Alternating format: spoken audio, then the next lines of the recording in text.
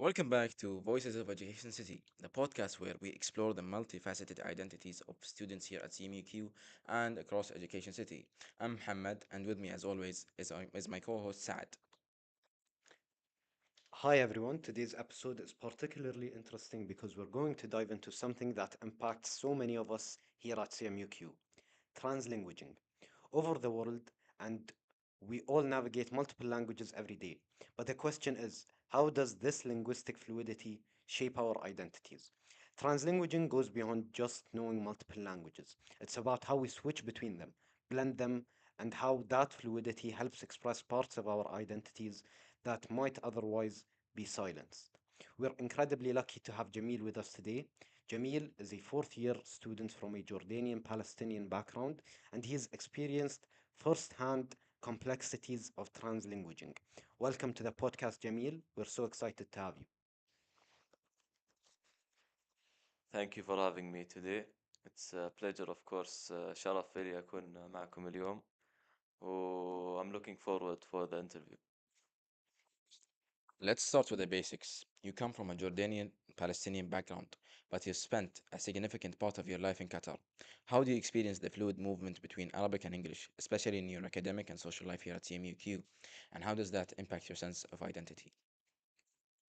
So first to be clear عشان أكون واضح إن أنا عشت في دوحة 20 سنة وأكيد هاي يعني بيأثر على شخصية الواحد وبيأثر على هويته بس we have to keep our identities and preserve them by hearing stories from our parents, by sticking to your culture and identity, and also it's good to have some good traits and some good culture from the culture you're living within والثقافة والبلد اللي أنت عايش فيه يعني كل حياتك نفس موقف يعني. When trying to navigate this diverse environment here at CMUQ, have you ever felt a conflict between your Arabian heritage and the globalized environment you navigate here at CMUQ? And has this conflict ever caused you not to feel Arabic enough or not to feel international enough? Can you give specific examples, please?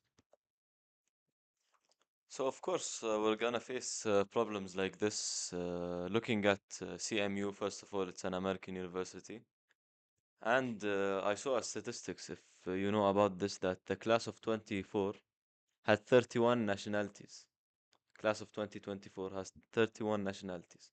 So when looking at this statistic, you can of course guess that problems and are gonna happen. And one of the problems I faced were في أول سنة اللي في الجامعة كان في أشياء أنا ما يعني ضد عاداتي وتقاليدي بس كان part of a course فلازم كنت أشوف إيش هاي ولازم كنت أتعلم هالشي بس ما كنت أنا مش مقتنع فيه to say the least وعادي كملت في الكورس وخلصت الكورس وأنجزت يعني الواحد بفتح مداركه بس مش لازم يتوافق مع كل شيء بتعلمه الجامعة وكل شيء في المنهج أو يتوافق مع ال different nationalities موجودين في الجامعة.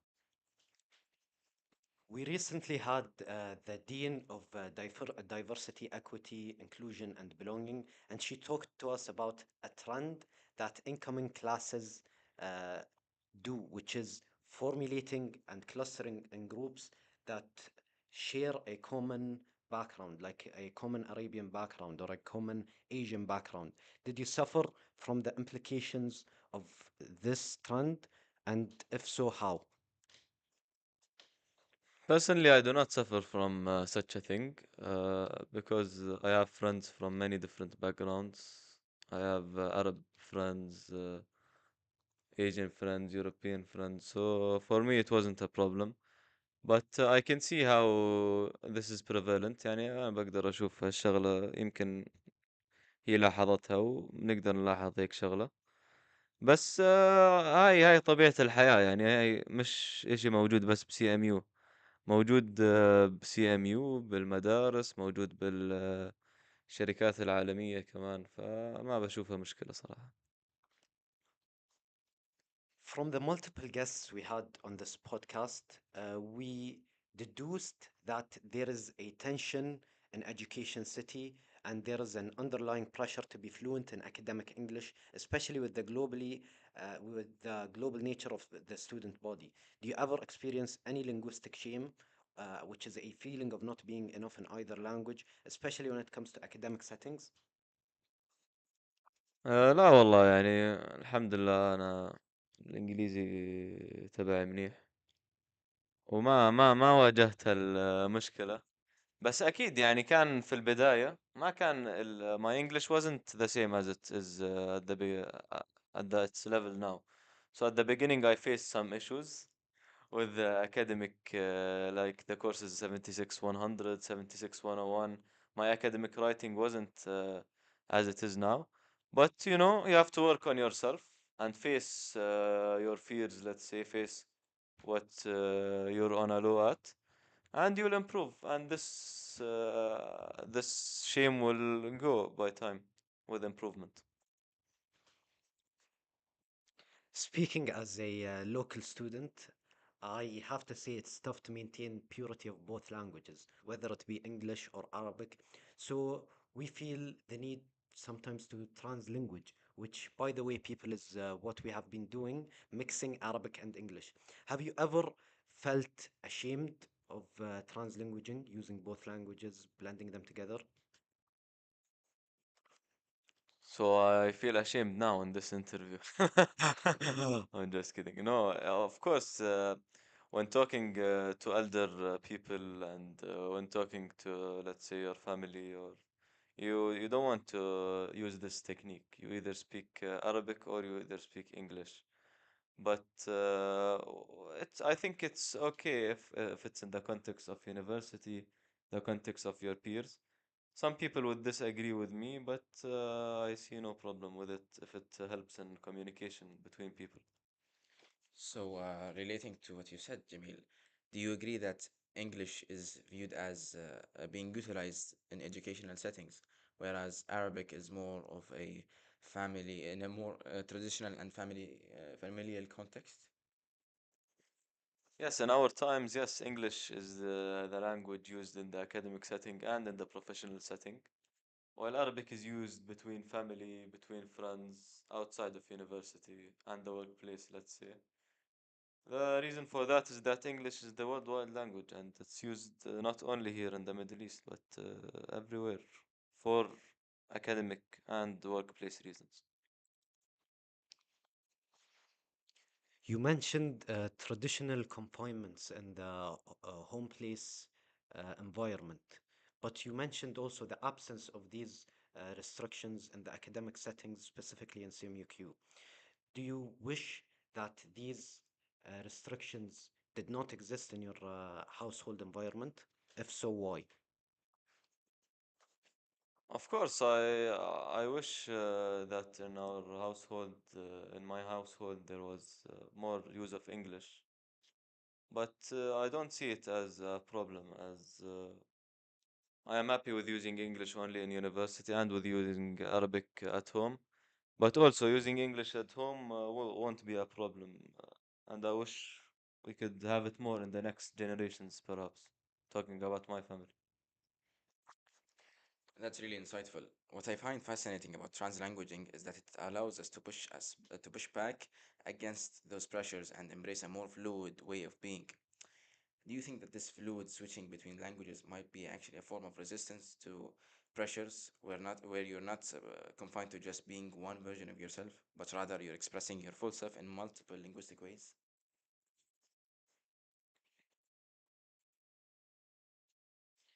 I would like also to add to Muhammad, if you can give us specific examples of where translanguaging helped aid your experience here at CMUQ, any interactions you had where translanguaging helped helped deepen your interactions? So, in my third year of studying, I took a Spanish course. Oh, this Spanish course really helped me in the translanguaging aspect. So let's say I met a Spanish speaking student, and I've had met Spanish speaking students, and because my Spanish wasn't very good, I would mix Spanish and English, and that not only helped me in learning Spanish, but I could also I could also I could also express myself more. And using this way, I was able to better my Spanish skills, communicate with different people of different backgrounds with their own language. That's such an important point, Jamil. In a way, translinguaging can be seen as a reclamation of our full linguistic and cultural identities, instead of confronting to external and traditional expectations.